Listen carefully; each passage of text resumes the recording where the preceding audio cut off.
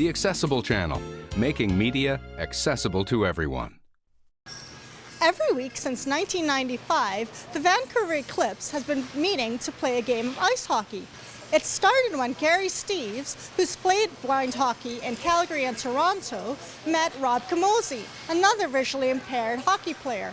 Thanks to years of their dedication, we now have a weekly practice and the possibility to participate in a national blind hockey movement. We'll talk more about the national scene in a minute, but first let's get some background information from one of the founding players, Gary Steeves. What was the most difficult part of getting the Vancouver Eclipse up and running? I think the most difficult challenge we had was really just getting the word out and finding out about other people who are visually impaired who'd be interested in playing hockey. And once we did that, then getting the equipment and getting everybody kind of up to speed and playing on the ice took a bit of getting going, it took a bit of fundraising. Things moved pretty smoothly, and within a year we had about 15 blind people playing on the team. I noticed there's also some sighted players as part of the team. Why is that? For two reasons, basically. One is here in Vancouver, we don't have enough numbers of visually impaired athletes in order to be able to have kind of a 5-on-5 scrimmage. And the role of sighted player is to make the game move quickly and get the puck to the people who are visually impaired and make sure they're a key part of what we're doing and having the fun out there. You might think that blind players are more slow and careful than sighted players. Christy glances at the on-ice action. Nope. The players swoop up the ice toward Gary Steeves in goal. Graham Foxcroft has been playing with the Vancouver Eclipse for 15 years. What's the status of a national program?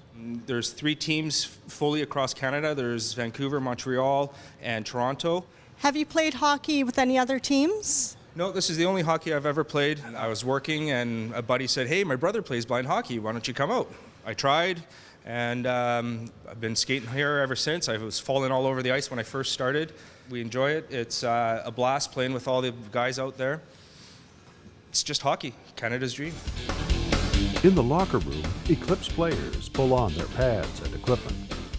We're talking to Pat Sheridan of the Vancouver Eclipse. I noticed you're holding the game puck. Where did the idea come from? We actually get these supplied to us from Alberta, where somebody in Alberta goes to the trouble of making these metal pucks. And as you can hear, there's probably like a ball bearing inside, which makes a sound much like a cowbell. Obviously, the reason for that is so that the visually impaired players can hear where the puck is on the ice, and also for the visually impaired goalies to hear the puck coming towards them on the ice. We do have some prototypes being made as well by someone down the States.